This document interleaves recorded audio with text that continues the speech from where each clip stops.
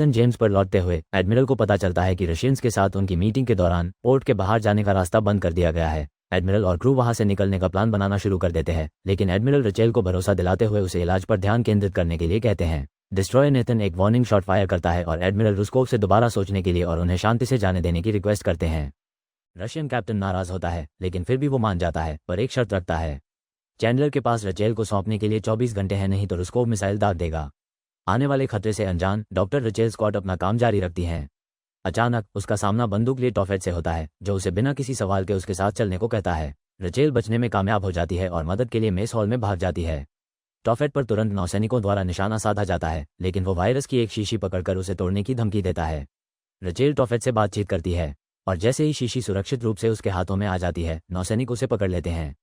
पूछताछ के दौरान टॉफेट कबूल करता है कि वो रशियंस की मदद कर रहा है क्योंकि उन्होंने उसके परिवार को बंधक बना रखा है। एडमिरल एक नया प्लान बनाते हैं और सार्जेंट ग्रीन को उस लोकेशन पर भेजते हैं जहां टॉफेट को रशियंस से मिलने जाना होता है। धोखेबाज के रूप में रचेल के बजाय सार्जेंट फोस्टर ग्रीन को शामिल किया जाता है। इस बीच डिस्ट्रॉय के क्रू मेंबर ने रडार को बंद कर दिया, जिससे रशियंस को उनकी गतिविधियों का पता न चल सके। प्लान पूरी तरह से काम करता है। रुस्कोव जहाज की गतिविधियों से अनजान रहता है, लेकिन टॉफेट को देखता है जो वायरस के नमूनों और अपने साथी के साथ एक नाव को लेकर उनकी ओर बढ़ रहे हैं। जैसे ही वो रशियन जहाज के पास पहुंचते हैं, ग्रीन और फोस्टर गोलीबारी करते हुए नाव की स्पीड बढ़ाते हैं, जो विस्फोटकों से भरी थी। ब्लास्ट होने से कुछ सेकंड पहले ही वो पानी में कूद जाते हैं, जिससे रशियंस के जहाज को काफी नुकसान पहुंचता है। रशियंस का ध्यान भटकाने का फायदा उठाते हुए नेथन जेम्स पहाड़ों के करीब से होकर गुजरता है और ट्रैप से बच जाता है। सार्जेंट जहाज पर लौट आते हैं और डिस्ट्रॉयर सुरक्षित रूप से खुले पानी में पहुंच जाता है।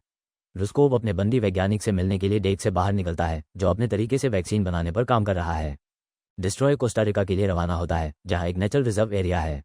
रचेल के वैक्सीन टेस्टिंग के लिए एकदम सुरक्षित जगह है। अभी के लिए रचेल अकेले अपने काम में लगी रहती है, इस उम्मीद में रहती है कि वो